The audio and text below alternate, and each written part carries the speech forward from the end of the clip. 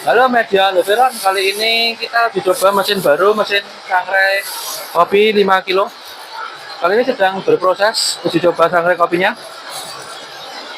Mesin ini pemanas menggunakan kompor gas LPG, dilengkapi dengan termokontrol sama cam starter. Dinamo ini menggunakan penggerak 1/4 HP, dilengkapi dengan termokontrol atau termometer di sini. Mari kita lihat hasilnya nanti seperti apa.